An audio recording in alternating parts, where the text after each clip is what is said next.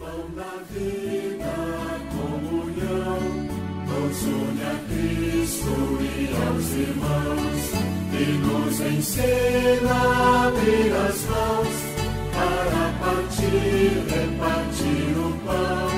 E nos ensina a abrir as mãos para partir, repartir o pão.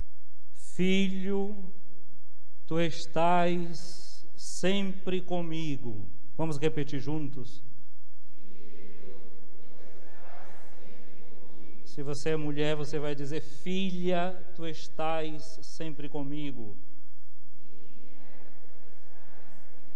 Agora os homens: filho, tu estás sempre comigo. Pai querido, nós te damos graças, porque nós estamos sempre contigo, porque nós estamos sempre diante dos teus olhos. Nós te damos graças, Pai querido, porque por mais distante que os nossos pés nos levem, o teu olhar nunca se distancia da nossa estrada. Nós te agradecemos porque tu és um Pai que nos vês sempre contigo, porque não há nada nesse mundo que nos possa afastar do teu amor.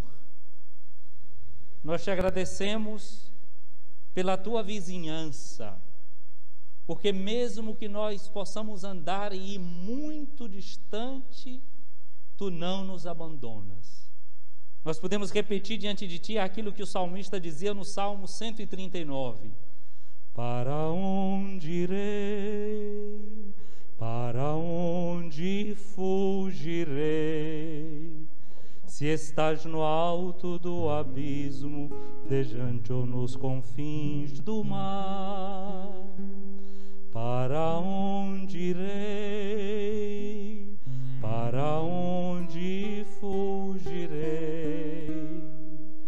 Se estás no alto da montanha verdejante ou nos confins do mar.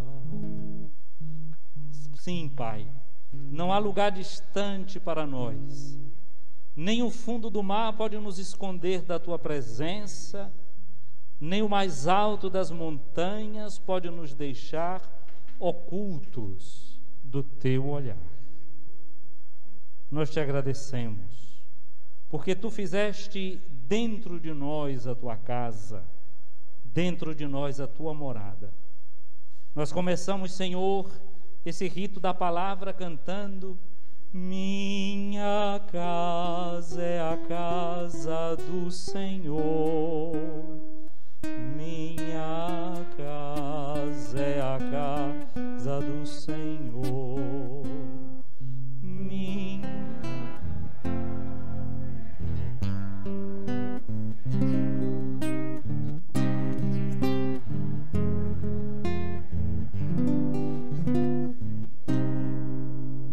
Minhas irmãs, meus irmãos, Padre Edésio, querida comunidade de Nazaré, em primeiro lugar, muito obrigado. Muito obrigado pelo convite, muito obrigado pela possibilidade que me é dada de estar nessa noite e de rezar com vocês, continuando a aprofundar esse mistério do Natal de Nosso Senhor Jesus Cristo.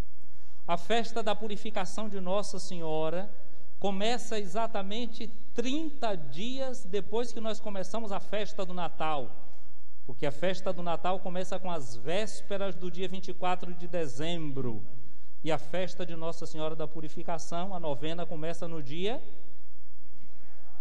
de janeiro, um mês depois. Um mês depois de ter celebrado o Natal, a gente começa a novena da Purificação, porque a novena da Purificação está ligada ao mistério do Natal. 40 dias depois, eu lembrei já no início da missa, que era o fim do período do chamado resguardo que vive toda senhora depois que dá à luz um filho.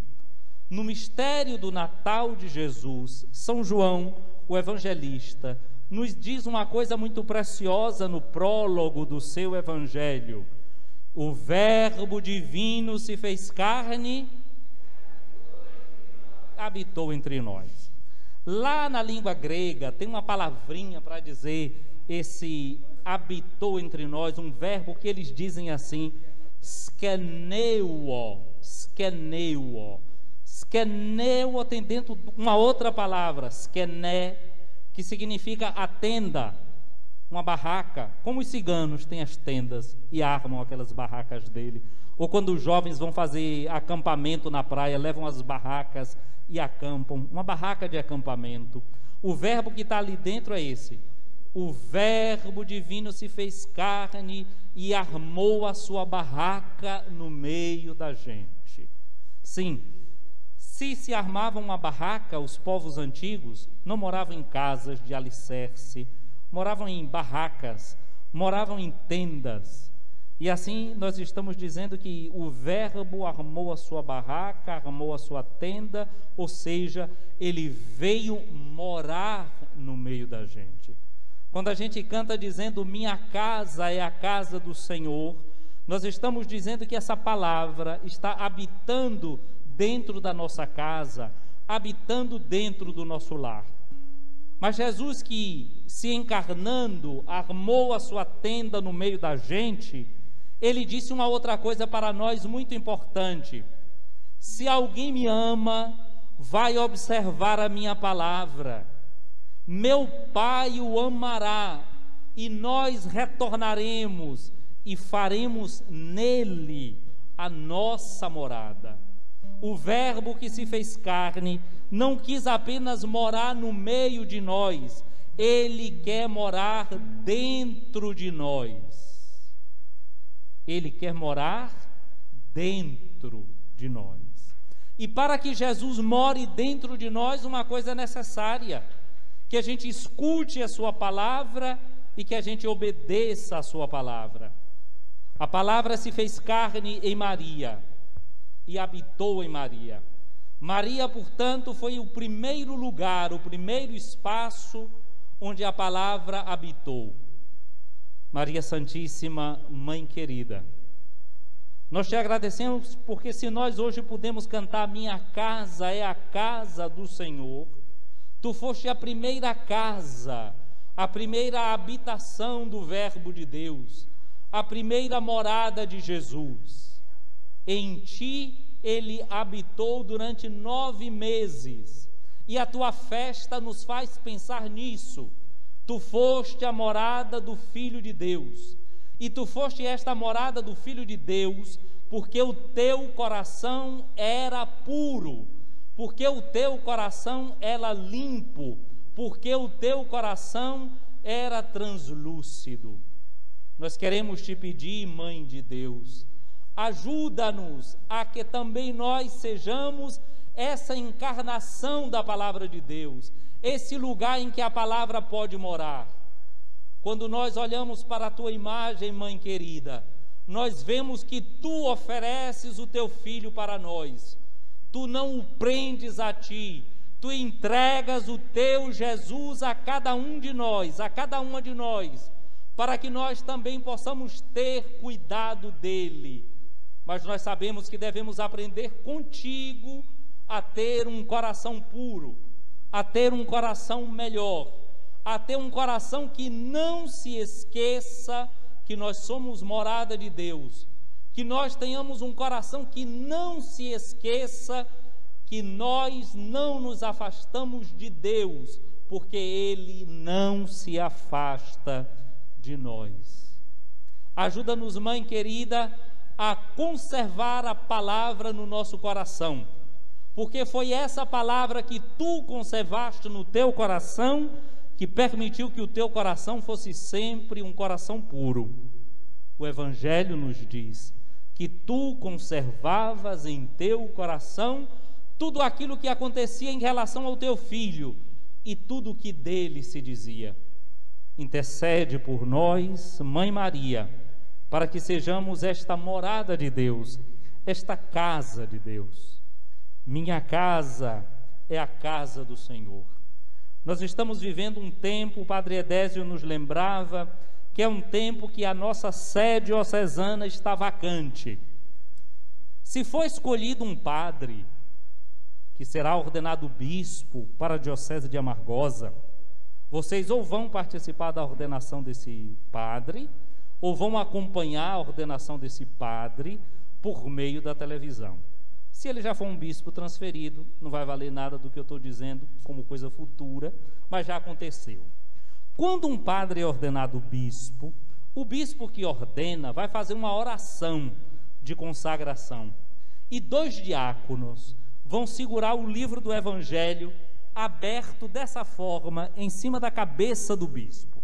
Um diácono do lado, um outro diácono do outro e o bispo embaixo do livro do Evangelho. O livro dessa forma lembra para vocês o quê? Uma casa. Isso significa que o bispo deve fazer da casa dele a palavra de Deus, que o teto dele deve ser a casa de Deus. A gente aqui canta, não é? No regaço do teu manto. Pois o regaço do bispo deve ser o Evangelho de Cristo. O amparo do bispo deve ser o Evangelho de nosso Senhor Jesus Cristo. Mas o bispo é a cabeça da diocese, por isso é que a cabeça dele fica embaixo do Santo Evangelho, porque ele representa cada uma de nós, ele representa cada um de nós. Nós somos o único corpo de Cristo, ele é a cabeça desse corpo que vai sendo guiado sacramentalmente, ele é sacramento do Cristo cabeça. E como Cristo é o Evangelho encarnado, ele coloca a sua cabeça debaixo do Evangelho para dizer que toda a diocese deve colocar a sua cabeça também debaixo do Evangelho, nunca se afastar do Evangelho, fazer da palavra de Deus a sua casa e a sua morada. A gente cantou, minha casa é a casa do Senhor, então a gente vai aprender que a palavra de Deus, que é a casa do Senhor, se torna a nossa casa. E na medida que a gente se afeiçoa a essa palavra começa a morar dentro de nós, a viver dentro de nós. Nós ouvimos a leitura do filho pródigo. Ele se distanciou da casa do pai, ele foi para longe da casa do pai, ele gastou tudo o que ele tinha, mas chegou um momento que ele tomou consciência de uma coisa, que ele saiu da casa do pai, mas a casa do pai nunca tinha saído de dentro dele. Porque chega uma coisa que marca a vida da gente. A casa onde a gente mora, eu não sei se vocês são como eu nunca consigo sonhar com a casa que eu estou vivendo agora. Eu sempre sonho a minha casa, que é a casa da minha infância, é a casa dos meus primeiros anos de vida. Vocês são assim também? Ou então a gente sempre sonha muito com aquela casa que é a casa do passado. Isso significa isso, aquela casa nunca saiu de dentro da gente. A gente saiu daquela casa. Por que é que o povo de Israel levou 40 anos atravessando o deserto antes de entrar na terra prometida? Para poder sair da casa da escravidão, e a casa da escravidão sair de dentro deles, para que saísse de dentro deles o fato de ser escravo, e ele se tornasse um povo de verdade livre, porque é difícil sair da condição de escravo e entrar na condição de uma pessoa livre, de uma pessoa independente. Quem está se livrando de um vício sabe o que é isso. A pessoa fuma muito e para de fumar, não está mais fumando, chega um momento que ele não está fumando, mas sente que a nicotina vive dentro dele, vive dentro do cérebro, vive dentro de todas as células. Precisa um tempo para fazer uma purificação. A novena da purificação lembra isso para a gente, que a gente deve se purificar. Esse filho pródigo fez um tempo de purificação também dentro da sua mente, dentro do seu coração. Ele caiu no mais profundo dele mesmo e ele viu que na casa do pai dele os empregados eram tratados como filhos. Ele cai em si e decide voltar para a casa do pai. Tem muito pai, muita mãe que tem filho que deixa a casa, abandona um lar. Eu já vi muito pai dizendo assim, é isso mesmo, deixa ele embora, porque o pé leva, mas a barriga traz.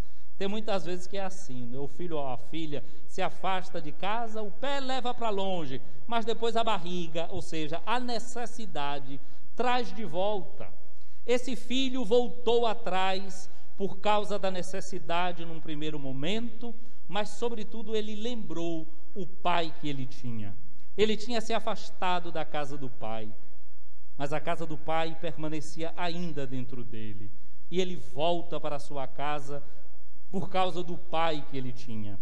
Mas nós vimos também a imagem daquele filho que nunca tinha se afastado de dentro da casa do seu pai, sempre tinha permanecido com ele, mas vivia como um estranho, vivia como um empregado, vivia como um escravo. Não sabia viver dos bens que abundavam na casa do seu pai, de tudo aquilo que o pai tinha para oferecer. O filho que se distanciou pôde fazer a experiência do reconhecimento. Aquele que estava dentro de casa fazia a experiência da confusão. Ele confundia o pai que tinha com um patrão. Essa noite da novena de hoje, minhas irmãs e meus irmãos, nos está apresentando Jesus Cristo como o pão do Pai. O nosso mundo é um mundo faminto. Infelizmente, o Brasil voltou a figurar nas estatísticas da fome. O Brasil voltou a ter gente que vai para o lixão catar restos de comida. O Brasil é um país em que as pessoas estão perdendo a cada dia aquela dignidade que parecia ter reconquistado e alcançado. Essas eram cenas que nós, que vivemos a infância nos anos 80, até estávamos acostumados a ver. Eu li reportagens de pessoas que encontraram seios extirpados e pegaram aquele seio extirpado de alguém por um câncer e acabou comendo, porque a fome era assim grande. Infelizmente, nós estamos vendo no Brasil tudo isso voltar. O que é que nós podemos pensar com tudo isso? Que o mundo é um mundo que passa fome. De verdade, o mundo passa fome. A nossa pátria passa fome. Fome de pão, que é essa palavra que só tem 3 letrinhas, pão, 3 letras. Mas nós temos fome ainda de uma outra palavrinha curta como essa, feita de 3 letras também, que é a fome de pai. No mundo em que falta a figura do pai, a figura de quem gera a vida e de quem tem responsabilidade com a vida, o mundo se perde. A fome de pai é a fome de autoridade que se preocupe com o povo. Quando Jesus viu o povo faminto, o Evangelho dizia que ele sentia compaixão. Hoje, a liturgia nos apresenta Jesus como esse pão do Pai. O pão que o Pai dá para nós. E esse pão que o Pai dá para nós é um pão com um sabor especial, sabor de misericórdia.